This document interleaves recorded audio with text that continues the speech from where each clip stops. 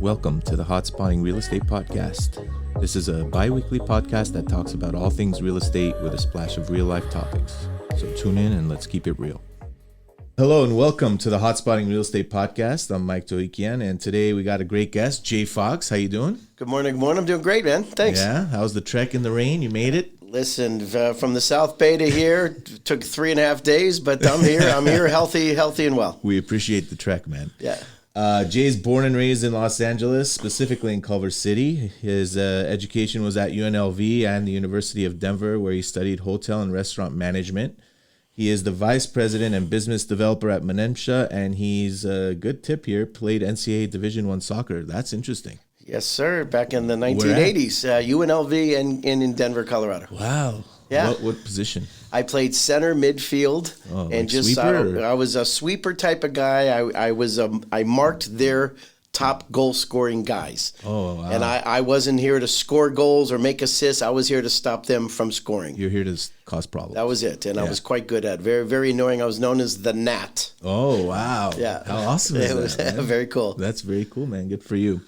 Well, why don't you give the listeners a little bit background on and info on Menemsha, and then how you got your start in the business as well. Okay, cool. The Menemsha is a nationwide construction development firm based in Torrance. Okay. We have East Coast operations in Boston, but we're headquartered right here in Southern California. We are celebrating our 30th year. Wow. We started with a small little coffee house by the name of Starbucks back in 1992-93. When they were kind of explosive growth. And we were a general contractor in Southern California only, but very quickly we grew as they grew into other Western states. We grew with them. So over the past 30 years, we've probably built and renovated 2,200 locations for them nationwide. Wow, that's kind of put us on the map. So that was kind of a great client to learn and grow with. Yeah. That evolved into doing site surveys for them, a little bit of not really design work, but just kind of kit of parts, drawings, and some stamping for projects. And any other client in the QSR space that was aggressively growing in an existing market or into new markets, and they're on the move and they're up to something, Menemsha, we are in our pedigree. Right. That's what we do. We run a whole lot of wind sprints. We run them fast and we run them consistently and frequently. So we've kind of built our company on aggressive growth companies. Those are our partners. Yeah. And I joined the company about 15 years ago. I had zero background in architecture, construction. Yeah. My two college roommates actually owned the company, and they said, come on in. We need a relationship type of individual to help drive our business. So I joined the company knowing nothing about construction 15 years ago. I know slightly more than that now. But we got a good thing going in retail, restaurants, healthcare, and whatnot. And you're design build, one stop. We are design build. A lot of folks, it's interesting. It's kind of evolved over time. Design build, people know the term, but some people love it. Some people dislike it. They don't particularly like giving all their eggs in one basket. Is that why they don't like it? Because they want to kind of make sure different companies are on top of their own job. They like accountability, and they like different people, holding others accountable. But from the perspective of one-stop shop, when you can hold one person accountable for the A to Z, and we do a lot of design build work for retail and restaurants here in Southern California, we absolutely see time savings, cost savings, and at the end of the day, the client makes one phone call, they make it to us, and we own it. And we prefer it that way, rather than a lot of finger pointing over the course of a 4-person relay race. Do you guys still do where you guys do the design only or the build only? We do. We do exactly that. We do survey, design, construction, and then companies that ask us to, or that we pitch and say, hey, do you think there's a benefit to you and a value add? And we'll do those. But we're okay. Under one roof, we provide all of those services, so we think like we're doing design build, even if you're not engaging us for it. Right. Do you prefer it that way, where you're doing everything one-stop shop? Is it just more, is it faster of a process? Is it a quicker process to get from A to Z, where you're not having to wait on an independent company to get you what you need? We have found that to be true. Yeah. And I'm not just saying it theoretically. I'm telling you, in reality, we are saving time and money. It's just when you can get a construction company involved early on, with budgets and predictability and schedules and what to watch out for and submittals and alternates and things of that nature early on and long lead time items, then you can address those things up front, and it's a win-win for everybody. Yeah. Well, what kind of projects do you guys do right now? Like, what's your bread? Is it more retail, more restaurant? Like, what do you guys specialize in, or is it all over the board? We the vertical markets in which we play historically have been restaurants, QSR, and some fine dining, retail, both kind of mall-based, strip center-based, and in big folks. Got it. And then we also do banking. Oh, okay. And we do some higher education and public works projects. But right now, to answer your question, the growth and the activity taking place is in the QSR restaurant world. They're reconfiguring drive-thrus and digital menu boards and walk-up windows and what have you. So the reconfiguration of the spaces are significant. Smaller spaces, reconfiguring things, different ways to customer journey and how they are walking and driving through. And that's existing units and new build? That is correct. Okay. Pretty aggressively, actually. It's a pretty building a vertical market right now is restaurants. And how do you guys choose like what you get to work on? Like, are you guys out there kind of targeting like brands and looking for emerging brands? Or what do you guys do in house to kind of keep it fresh and keep your your plates full? Well, I head up the business development aspect of Menemsha. We have folks in sales and business development in California and on the East Coast. Okay. And we attend events that are attended by executives in the restaurant sector. They invite like 30 or 40 restaurant chains and brands. Got it. And it's a 2 or 3 day all-encompassing speakers and engagements and networking and presentations. But it's really immersive environment where you really get to meet some of the folks, and that is and get FaceTime. You get the FaceTime, and you actually you have a breakfast, a lunch, a dinner, a cigar, whatever the case may be. When you're that engaged out of the office at a third party location, people just seem to drop their guard a little bit, and they're more engaging, and they're there to do business. Yeah. And also have a little fun. So it's perfect I like blend. the cigar part a lot. Yeah. That sounds fun. Ironically, it's a funny story. One of our clients is P.F. Chang's. Okay. And we redid their entire corporate office, and then we're renovating a lot of their stores, and they have a new concept coming out. But at one of these events, the youngest, less senior guy in our group happened to bring some cigars to an event. Okay. And the top guy at P.F. Chang's happened to be a cigar smoker. And after it was the last night of this event, and these two guys just sat on the balcony, talked and smoked cigars, and that's how our deal came to be. Wow. Speaking for 2.5 hours, smoking cigars and talking about life. That's awesome. On the last day of the event. That's awesome. So it's kind of cool.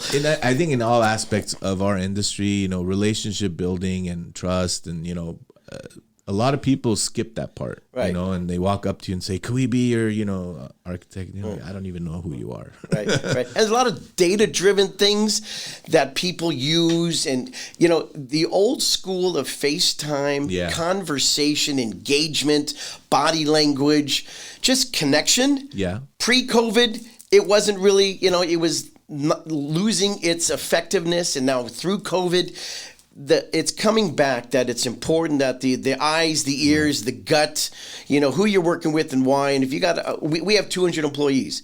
And when we say it's the right fit client, we have an army of people that will take a bullet for these guys when they know that this company is a company we care about, we support on all facets. People work an extra hour or two a day just because for the deliverable of these guys, and they compensate us for the work and the effort, and they give us more work if we're doing something right. That's awesome. Yeah.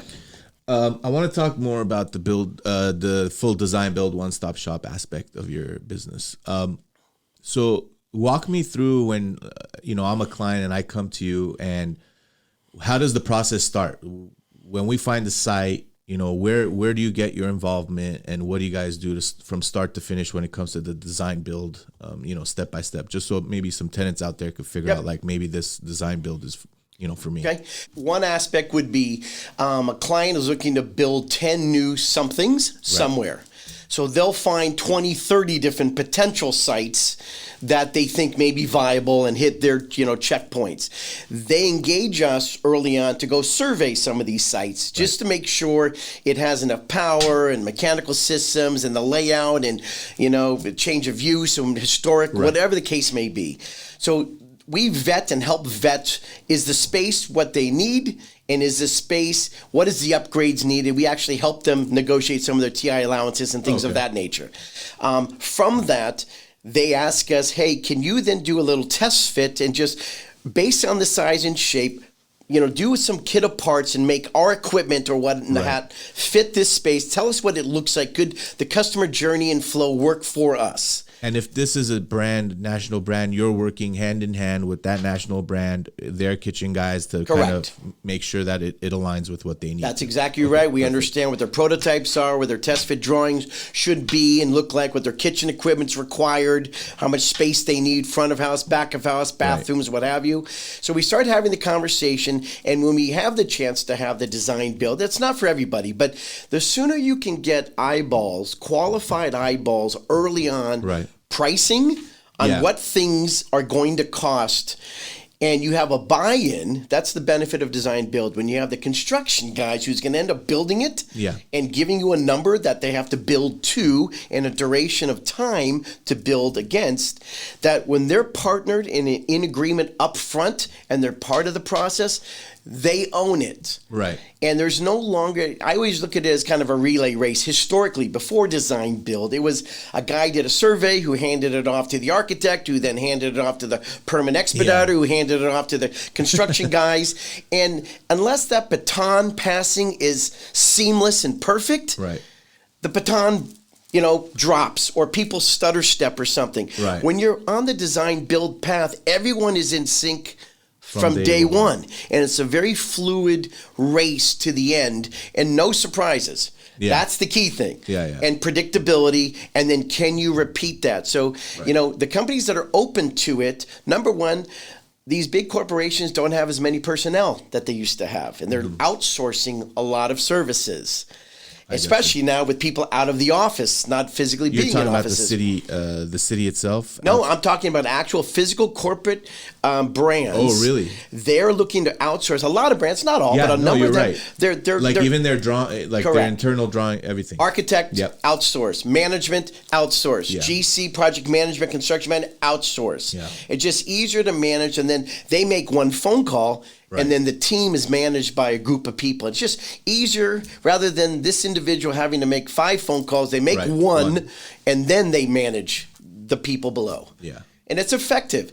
And I will tell you, we are saving 10 to 20% on time. And which is huge. It's huge to get people cash registers rolling. And we want to get our guys out onto the next job where we don't want to be hanging out too long. So, and there's cost effectiveness, but it's more predictable. There's no surprises or minimizing it. That's the thing. Minimizing problems. There's always going to be something, but you're mitigating that situation. Correct. And it's effective. Yeah. That's awesome. Yep. What are some things that your clients could work on when they're communicating their needs to you? Because I see it all the time, when we're running with different brands, and there's sometimes a disconnect on communication where, we need it this way, and it's like so late in the game and you're like, man, that would have been great to know early on. So what could help you guys early on to help you do your job and make sure that you have fluidity through the process, from start to finish? I think one of the key things is an organization getting budgets approved, at a period of time that allows the execution team to go plan for and know we're doing X amount of locations over this period of time, and then conveying that to the key team members. Engaging people early on in the process is only beneficial to them, period, full stop. And being trustworthy and surrounding yourself with people that you trust, that have, a brain that can communicate, that are effective in what they do, so that early on, planning, period, makes any job successful. And when some organizations look at each job as a 1-1-1 rather than holistically. We're doing 10, and we want them to look the same and the same vibe, and the customer has the same experience. If you're not thinking in 30,000 feet up, looking at it, you're right.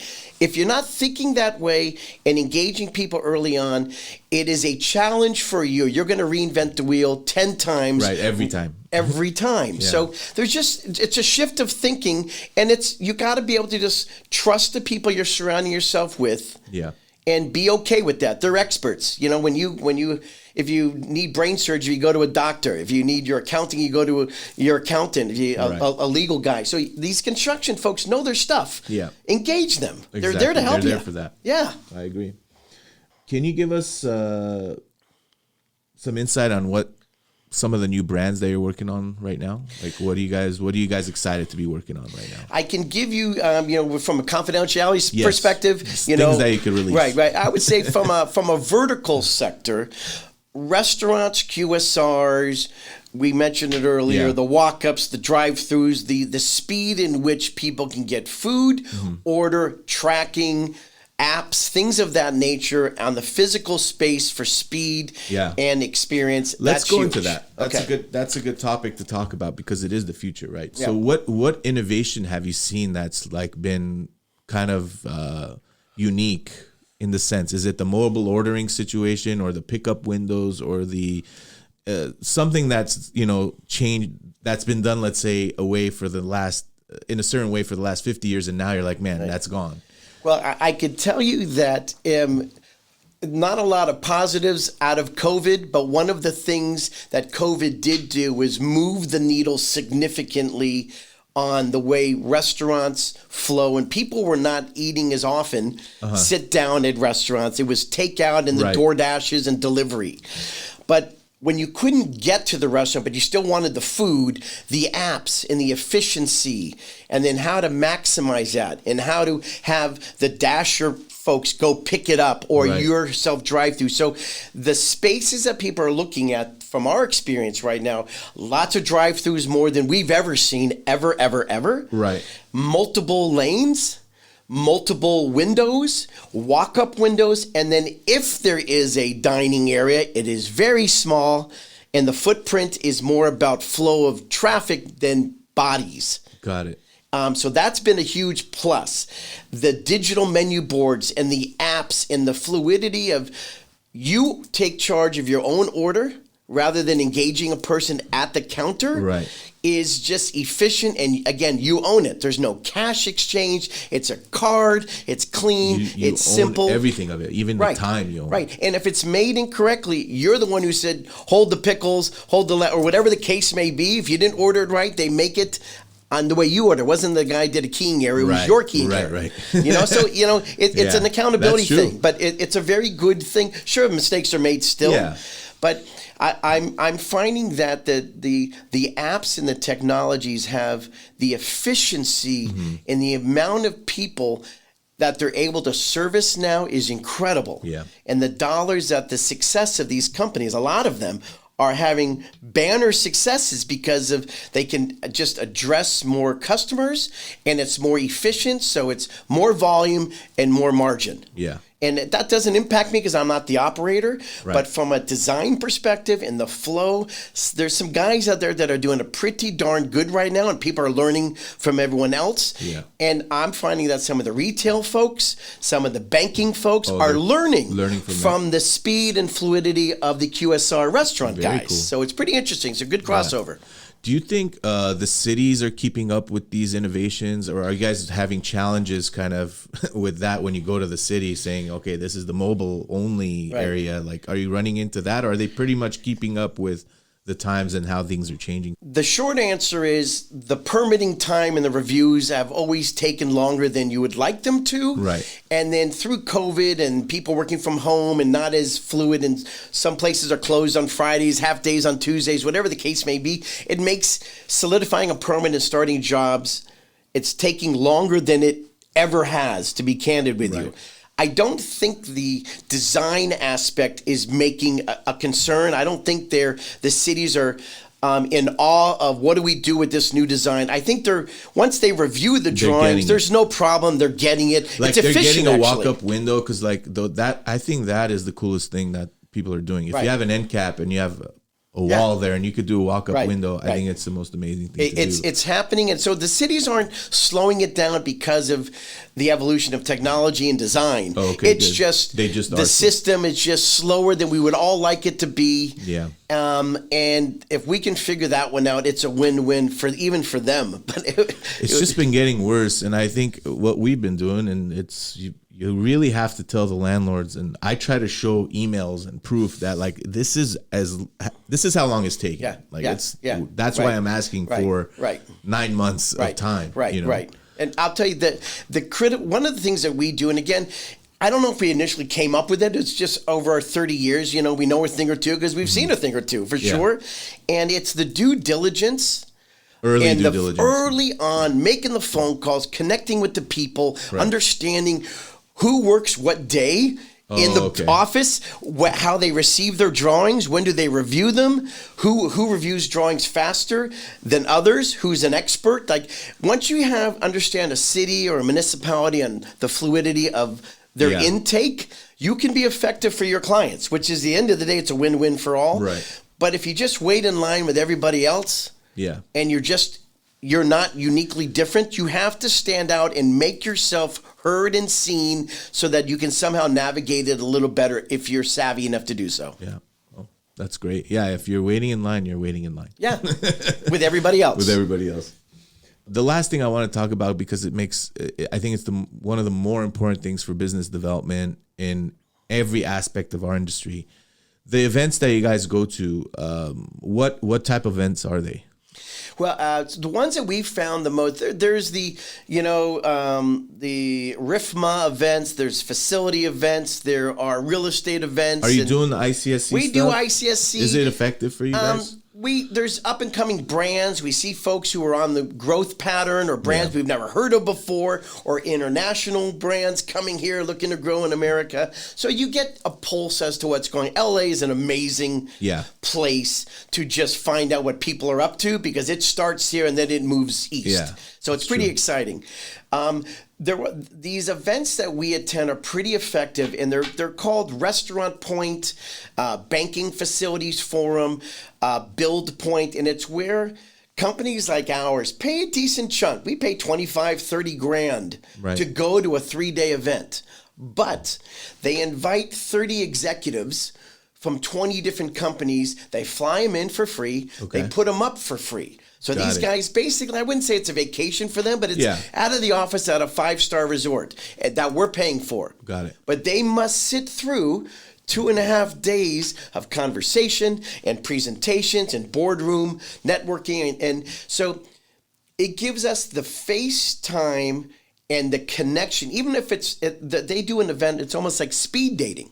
Oh, that's cool. It's like when you and I are sitting across and you have 10 minutes to have a conversation with company X, and then every 10 minutes, ding, ding, they shift, we stay here, and they shift. So I get 10 executives in the restaurant business who maybe I was chasing for a year, and I get 10 of them. It's costly, but I get to talk to them all, and we've gotten a lot of business from these guys because it's the connection. Yeah, you met, you broke bread together, you had the cigar or a cocktail or just an engaging conversation. Yeah. And we were able to have 30 minutes of laughter, and I know about his kids and where he went to college and he played sports. And just now, if we're a good fit work-wise, phenomenal. They're building, we build. Maybe we're a good fit for each other. So those things are really targeted events that we found the most success. The others where you have these trade shows and walking around, it's hit or miss. Yeah. It's massive.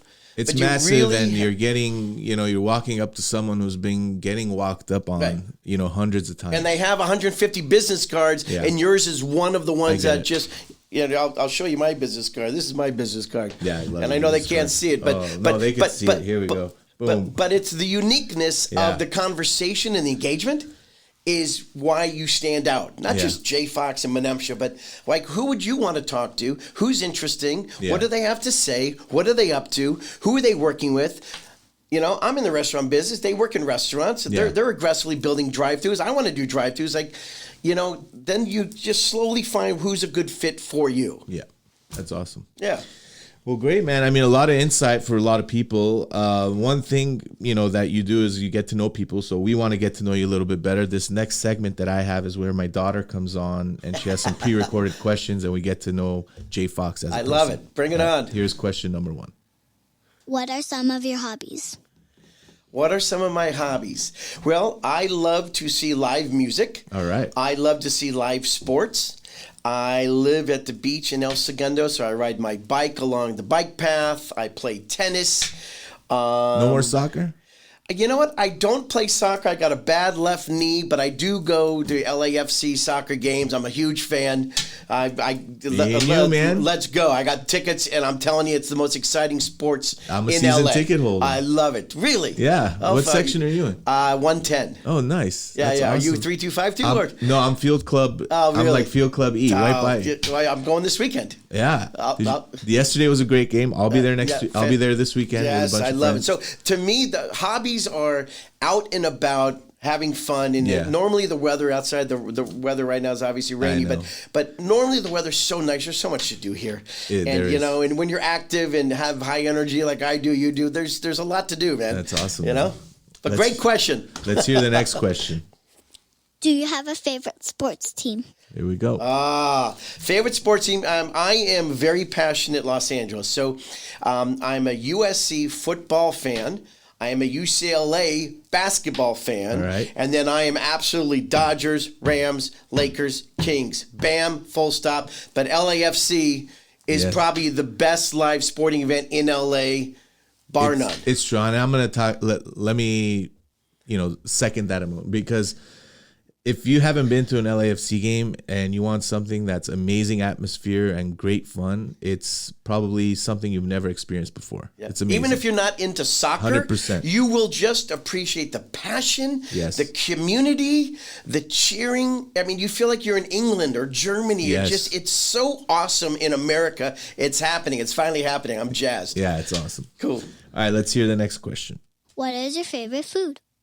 My favorite food is sushi, specifically sashimi. But if I could eat raw fish every day with some sake, I'm in. And then a burger, nice burger. But I love the sushi. That's pretty close to what I like. I'm a big sushi guy and a burger guy, so cool. we need to do that together. Love it. I'm in. All right, and here's the last question.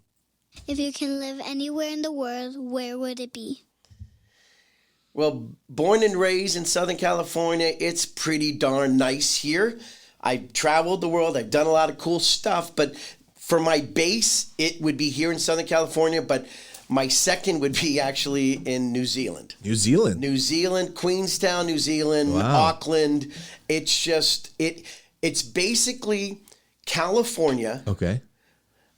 Like Lake Tahoe, Mammoth, Malibu, Laguna, San Diego, Palm Springs. It's all these great places, but like 150 years ago, before human beings came and, before it was too, populated. It's just this natural, gorgeous I've never place. been. Man, it is stunningly beautiful. The people are so nice. It's green. It's gorgeous. The mountains, the waterfalls, the lakes, the rivers, the oceans.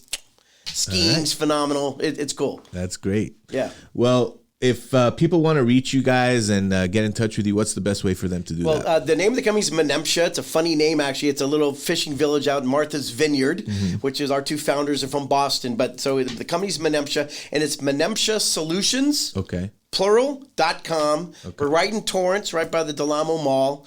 And we're available. We'd love to engage anyone that is up to something interesting and fun. And if we can bring value to you, we'd love to do so. Awesome. And we'll put all that information in the show notes for everybody. And if you haven't met J Fox, he's a really great guy. Take the time, come up to him and see him at any of the events. And if you reach out to him, he'll be, very happy to talk to you and invite you over to their office and show you around. So we appreciate you coming up. Thanks, Mike. Appreciate you. All right, bud. Just a reminder, please take the time to subscribe to this podcast and leave us a rating and review. It's greatly appreciated. You can also follow us on Instagram and Facebook at Hot Spotting Podcast. If any listeners have any questions or topics they would like to hear on the show, or if you simply want to connect, you can email me at mike@hotspotproperties.net. Once again, thank you for listening. It's been real.